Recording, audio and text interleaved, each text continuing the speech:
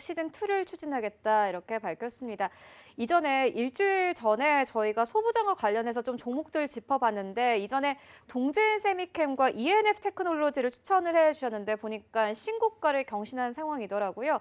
대표님만 믿고 좀 시작을 되게도 든든하겠다라는 생각이 드는데 이번 시즌2와 관련해서는 어떤 수혜 업종들 보고 계십니까?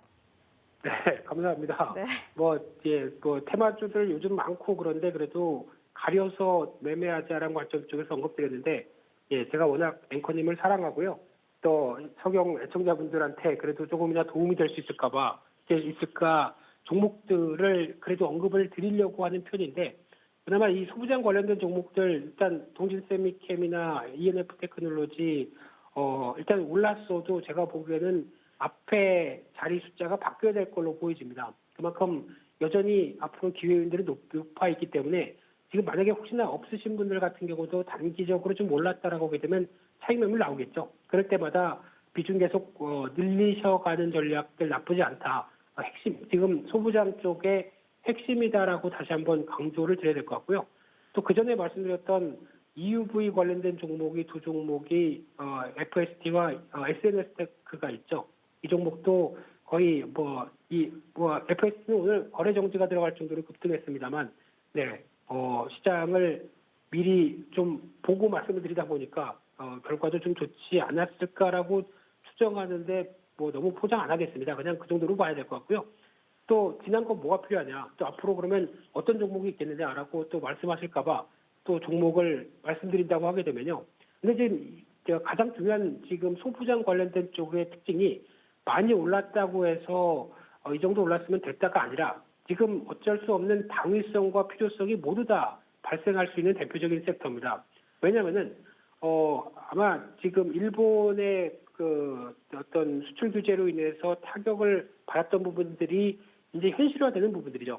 어떻게 보면 아베 총리가 애국자 아닌가요? 네, 이런 쪽으로 밖에 볼 수 없는 상황들인데 그런 상황이 나오다 보니까 지금까지는 계속 언젠간 해야 되겠는데 미뤄왔다가 이제 안 되겠다. 이거 잘못하게 되면 기존에 우리나라를 먹고 살렸던 산업들이 무너지겠다라는 어떤 필요성들이 어떤 정부뿐만 아니라 특히 대기업 쪽에서도 상당히 관심이 높아질 수밖에 없는 상황들이죠. 그러다 보니까 이제 한 1년 됐는데 현실화가 되면서 관련된 회사들이 증설도 하고 개발도 하고 투자도 하고 이런 현상들이 박차가 가다 보니까 당연히 공장이 신규로 건설되거나 R&D가 투자가 돼서 더 증설을 한다라고 하면 실적은 당연히 좋아질 수밖에 없습니다. 그런 관점들이 지금 같은 구조 쪽에서는 당연히 나온다라고 되면 어떤 앞으로에 대한 레벨업된 실적을 기대할 수밖에 없고요.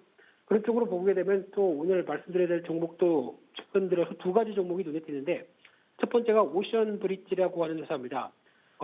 바다의 대교네요. 네, 일단 오션 브릿지라는 회사는 반도체 공정용 화학재료, 반도체 팹 설비, 장비 둘 다 매출이 한 5대5 정도 되는데 지금 딱 맞죠.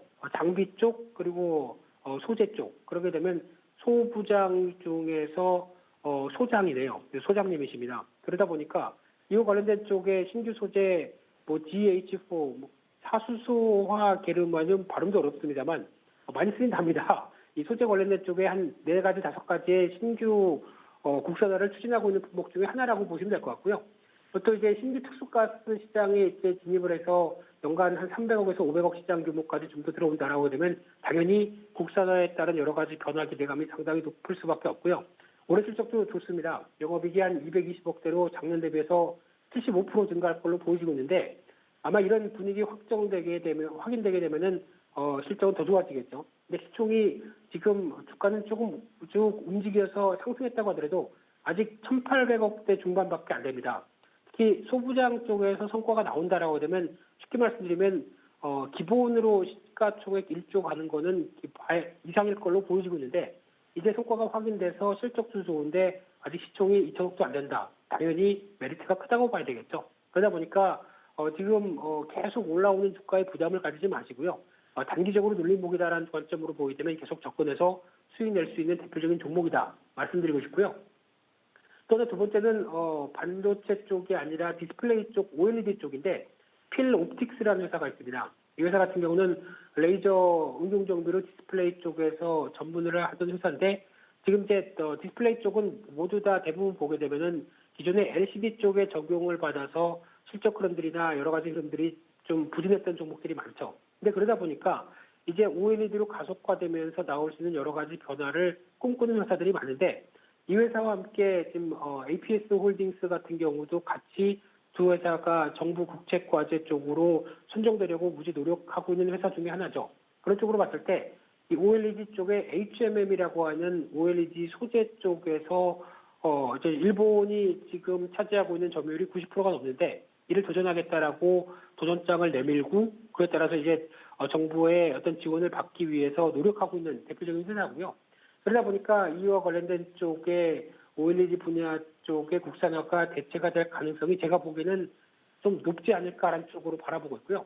게다가 그뿐만 아니라 2차 전지 관련된 장비 쪽의 국산화도 같이 이어지고 있는 상황인데 아직 뭐 성과가 완전히 두드러졌다라고 보기보다는 이제 가시화 연말까지 해서 거의 가시화되지 않을까로 바라보고 있는 입장 쪽에서의 변화라고 보시게 되면 기대감이 일단은 먼저 갔습니다만 확인되게 되면은 그때부터는 납품은 거의 확정적이라고 봐야 되겠죠. 그렇게 되면은 한 단계 레벨업은 충분히 가능하다라는 관점 쪽에서 지금 필옵틱스 같은 경우는 2년 정도 연속으로 적자가 나왔습니다. 그러다 보니까 기대감이 상당히 낮죠. 그런데 이런 오히려 낮은 기대감 쪽에서 뭔가 성과를 냈다라고 하게 되면 빠르게 턴어라운드가 된다라는 관점 쪽으로 봤을 때 오히려 이쪽이 주가에도 어떤 탄력을 배가시키는 효과가 나옵니다.